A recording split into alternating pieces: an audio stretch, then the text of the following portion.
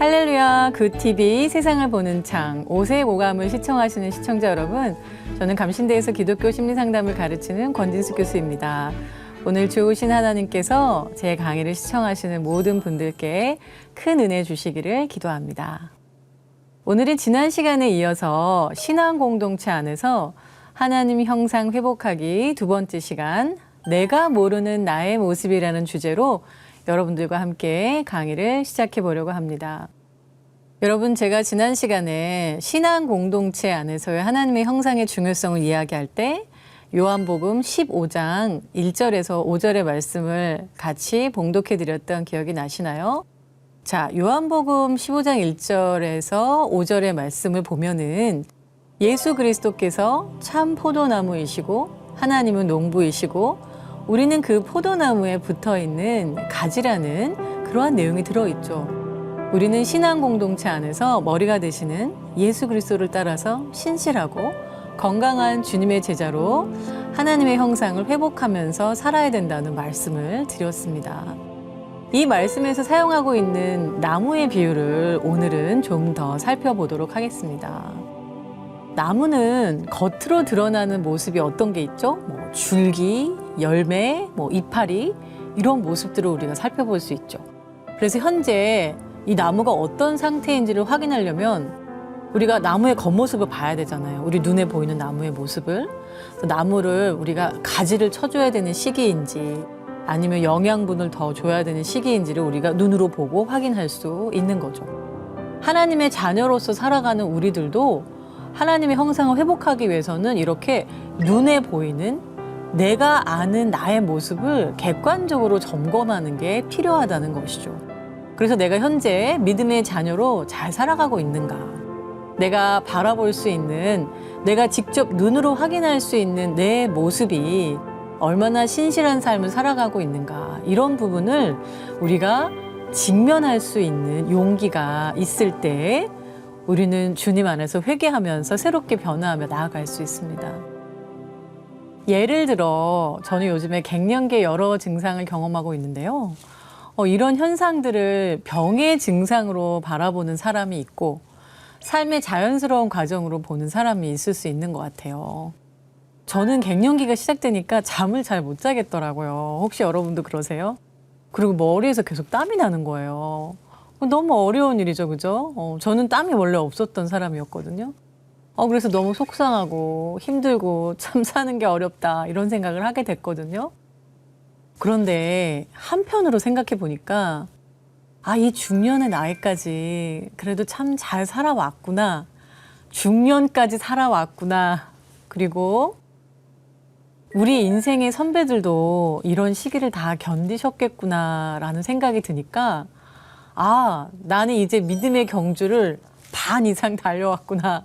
그런 생각이 들어서 뿌듯한 마음도 들더라고요. 이렇게 우리가 우리 자신을 바라볼 때 눈에 보이는 변화들을 점검하고 바라보고 성찰하는 것은 매우 중요한 일입니다. 어떤 인생이 좋고 나쁘고를 평가하는 것이 아니라 내가 내 모습을 객관적으로 잘 성찰하고 있는지를 바라볼 수 있어야 된다는 것이죠. 이렇게 내가 알고 있는 나의 모습을 성찰하는 것이 하나님의 형상을 회복하는 첫 번째 과제라고 말할 수 있는데요. 그렇다면 과연 내가 모르는 나의 모습은 어떻게 점검하고 성찰할 수 있을까요? 만일 우리가 나무라고 한다면 우리 눈에 보이는 줄기, 잎사귀, 열매들을 확인하고 치료해 줄 수 있지만 만일 나무의 뿌리에 문제가 생긴다면 어떻게 점검을 해야 할까요? 즉, 우리 눈에는 보이지 않고 내가 정확하게 알 수는 없지만 나에게 가장 중요한 나의 모습을 어떻게 살펴볼 수 있을까요? 자, 여러분에게 질문 하나를 드리도록 하겠습니다. 여러분, 머릿속으로 내가 아무리 기도해도 저 사람은 참 만나면 이렇게 훅 하고 감정이 올라오고 왜 이렇게 싫지? 진짜 싫다. 이런 사람 혹시 있으시면 머릿속으로 한번 생각해 보세요. 저는 제가 싫어하는 사람이 있었어요. 미국 유학 시절이었는데요.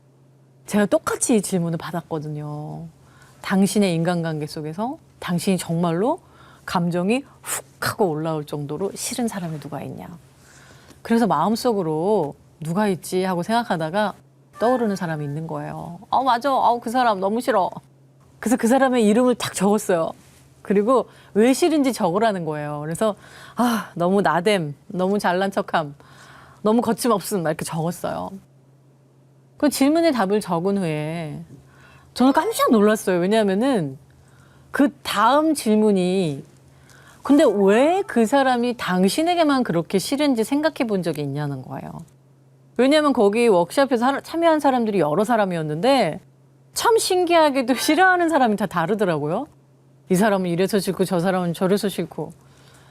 당신은 누구를 싫어하십니까? 특히 감정적으로 마음이 너무 힘들 정도로 싫어하십니까? 라는 질문에 사람들의 대답이 모두 다르더라는 거예요. 어떤 사람은 부정적인 사람을 싫고 어떤 사람은 말이 많은 사람을 싫고. 그래서 저는 그때 왜 사람마다 감정적으로 싫어하는 사람이 다를까? 그러면서 처음으로 그림자 인성이라는 것을 알게 됐어요. 칼 융의 분석 심리학에 나오는 개념인데요. 사람의 무의식 속에는 나도 알지 못하는 나의 그림자 인성이 있다는 거예요.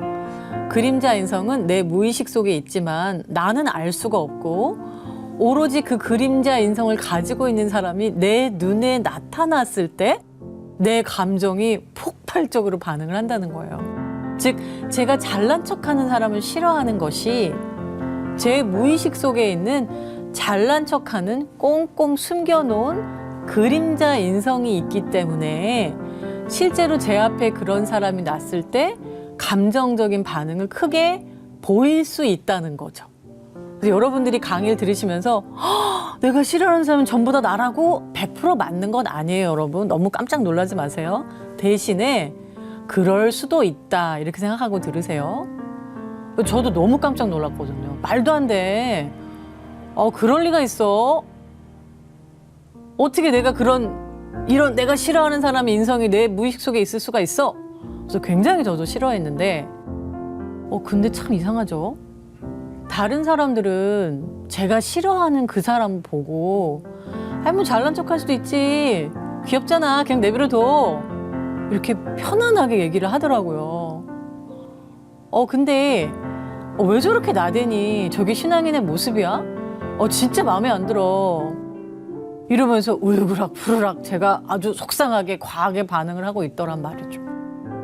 실제로 제가 사역을 하면서 인간관계가 힘들었던 제 과거를 돌아보니까 거의 모두가 제가 생각하기에는 너무 나대고 너무 잘난 척하고 너무 거침없이 말을 하는 사람들을 보고 제가 속을 끓였던 적이 참 많았던 것 같더라고요. 혹시 여러분은 이런 분 안 계세요? 저는 그림자 인성에 대해서 공부를 하고 곰곰이 생각을 해봤더니 그동안 나는 왜 이렇게 잘난 척하고 나대는 성격을 가지신 분들 때문에 힘들어했는지를 바라보기 시작했어요. 그리고 내가 그 사람을 싫어하는 이유가 내가 꼭꼭 숨기고 세상에 드러나기를 원치 않았던 나의 그림자 인성이 누군가로 인해서 만천하에 공개되고 있는 게 바로 내가 수치스럽고 혐오스럽게 느꼈던 그 이유구나. 원수를 사랑하라고 주님께서 그렇게 말씀하셨는데 나는 그 원수가 내 이웃인 줄 알았는데 사실은 그 원수가 바로 내 안에 있는 내 안에는 감춰져 있는 나의 죄성일 수도 있구나라고 하는 걸 깨달으면서 나의 그림자 인성이 내가 감추고 있는 나의 죄성일 수도 있다는 것을 알게 됐어요. 내가 나를 사랑하기가 이렇게 어려운데 어떻게 이웃을 사랑할 수 있을까? 사실 그렇죠, 여러분? 우리가 세상에서 제일 사랑하는 사람이 보통은 가족이 많죠. 남편, 아내, 자녀, 부모님. 그런데 사실 우리끼리 솔직하게 말하면 세상에서 또 나를 제일 힘들게 하는 사람이 누굽니까? 그것도 가족이죠, 그렇죠? 그만큼 누군가의 존재를 수용하고 동행하고 사랑하는 게 참 어려운 일이에요. 그런데 바로 내 무의식 속에 숨어있는 나의 그림자 인성, 또 다른 말로는 내가 숨기고 있지만 내 안에 여전히 있는 나의 죄성, 그것을 회개하고 새롭게 하나님의 형상으로 거듭나는 것이 바로 그리스도를 닮는 삶이라고 할 수 있겠죠. 그래서 저는 그림자 인성을 배운 다음에 원수를 사랑하라는 프로젝트를 시작했어요. 그래서 이름을 적어보니까 내가 진짜 싫어하는 사람이 한 3사람 정도 되더라고요. 근데 대부분 비슷했어요, 특징이. 잘난 척을 한다. 말을 막 한다. 그리고 거침이 없다. 그래서 이 사람들을 볼 때마다 아, 저 사람들이 나다라고 생각을 하기 시작했어요. 저 사람들이 내 마음속에 있는 그림자 인성을 갖고 있구나라고 바라보기 시작했어요. 그리고 나서 계속해서 생각해 보니까 저는 굉장히 유교적인 가정에서 굉장히 보수적으로 성장을 했거든요. 그래서 부모님께서 맨날 참아라, 조심해라, 네가 양보해라, 그러면 안 된다 이런 얘기를 너무 많이 듣고 살았는데 생각해 보니까 도대체 이 사람들은 왜 이렇게 당당하지? 왜 이렇게 거침이 없지? 이러면서 매우 속상했던 것 같아요. 그러다가 미국 유학을 가서 거침없고 당당한 삶을 살으라고, 미국 사회에서는 그래야 적응할 수 있다고, 또 저보고 거침없이 당당하게 살으라고 하는 그 사회 속에서 저는 열심히 적극적으로 활동을 하면서 살아야 됐어요. 그러다 보니까 어떤 일이 벌어져요? 제 속에, 제 마음속에 제가 꼭 참고 살아야 되는 저의 보수적인 성격과 거침없이 당당하게 살아야 되는 미국 사회 속에서의 유학생으로서의 삶이 막 이렇게 뒤죽박죽 섞여 있다는 것을 깨닫게 됐어요. 거침없고 나대고 잘난 척하는 사람들 제가 너무 싫어하는 줄 알았거든요. 근데 사실 깊게 제 마음을 바라보니까 부러운 마음도 있었더라고요. 그리고 가족들에게 얘기를 했어요. 내가 이런 것 때문에 힘들었는데 내가 이런 그림자 인성에 대해서 지금 성찰하기 시작했어. 그리고 사실 내가 그렇게 나대고 거침없고 뭐 이렇게 적극적인 사람들 내가 좀 부러웠던 것 같기도 해. 이런 얘기를 가족들한테 제가 가족이니까 솔직하게 했거든요. 근데 갑자기 우리 식구들이 깍깍대고 웃기 시작하는 거예요. 그래서 제가 너무 당황해서 왜 그래? 하고 물어봤는데 갑자기 우리 아이가 엄마가 딱 그런 성격이야. 엄마도 거침없고 나대고 잘난 척하고. 근데 우리한테만 그래. 엄마 교회에서는 안 그러지. 교회에서는 참고 살았지만 집에서는 가족들한테는 저도 그럴 수 있었던. 다시 말하면 나는 볼 수 없었던 내 그림자 인성, 그런데 다른 사람에게는 보이는 나의 숨겨져 있는 인성, 그리고 이런 그림자 인성을 가지고 있었던 사람들을 싫어했던 나의 이중적인 모습들, 이런 모습을 주님께 내어놓고 회개하면서 기도하기 시작했어요. 주님, 제가 아는 나의 모습, 제가 모르는 나의 모습, 그 모든 모습을 주님께서는 아시죠. 주님께서 저를 온전히 받아주시고 저를 주님의 제자로 살아갈 수 있도록 저를 하나님의 형상으로 변화시켜 주세요. 라고 기도하기 시작했습니다. 그러면서 제 삶이 많이 달라지기 시작했고요. 그래서 저는 제 삶을 통해서 원수를 사랑하라는 주님의 말씀의 시작을 내 안의 죄를 인정하고 바라보는 것부터 시작해야겠구나라고 하는 것을 깨닫게 됐어요. 여러분, 그 자신의 그림자를 사랑하기라는 로맨싱 더 섀도우라는 책이 있는데요. 거기에 이런 말이 있습니다. 자신과 만나는 것은 자신의 그림자와 만나는 것이다. 이것은 자신의 가장 깊숙한 곳을 들여다볼 수 있는 아주 고통스럽고 좁은 문이다. 그러나 자신이 누구인지 알기 위해서는 자신의 그림자가 무엇인지 알아야 한다. 즉, 자신의 무의식 속에 억압되어 있으면서도 자신도 인식하지 못하는 자신의 모습을 바라볼 수 있어야 된다는 것이죠. 그래야 우리 스스로가 누구인지 알 수 있다는 것입니다. 이 책에 보면 자신의 그림자 인성을 알 수 있는 여러 가지 방법들이 있는데요. 여러분들도 그림자 인성이 뭔지 알아보고 싶으신가요? 오늘 여러분들과 함께 그 질문을 제가 함께 읽어드릴 테니까 질문을 들으시면서 여러분들이 한번 적어보시고 여러분들의 마음을 천천히 들여다보시면 좋겠습니다. 그리고 아무한테도 보여주지 마시고 솔직하게 여러분들의 마음을 적어보세요. 자, 제가 지금부터 질문을 읽어드리도록 하겠습니다. 1번.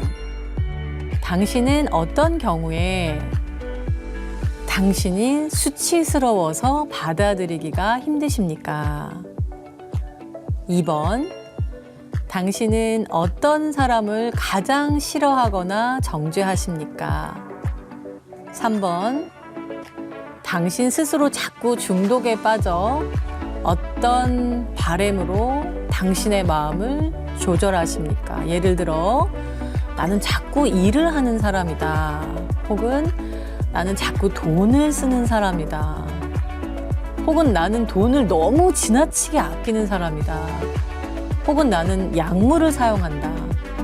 혹은 나는 지나치게 성적 행위를 통제하지 못한다. 혹은 나는 음식을 통제하지 못한다. 이런 부분들을 여러분들이 아주 구체적으로 적어보시기 바랍니다.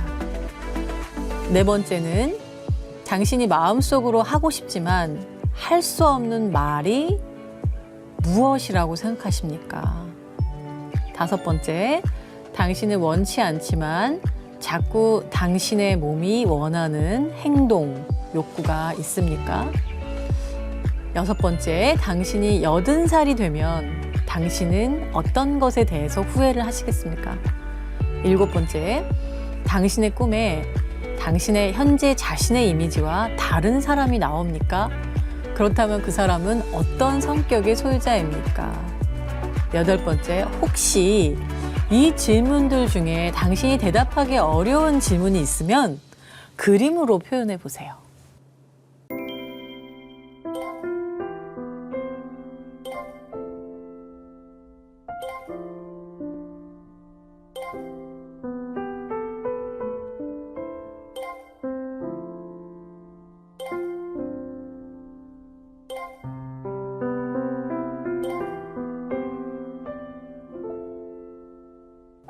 여러분, 답을 쓰셨나요? 어떤 답은 없을 수도 있고, 어떤 답은 아무도 보지 않았으면 좋겠다고 생각하시는 답이 있을 수도 있나요?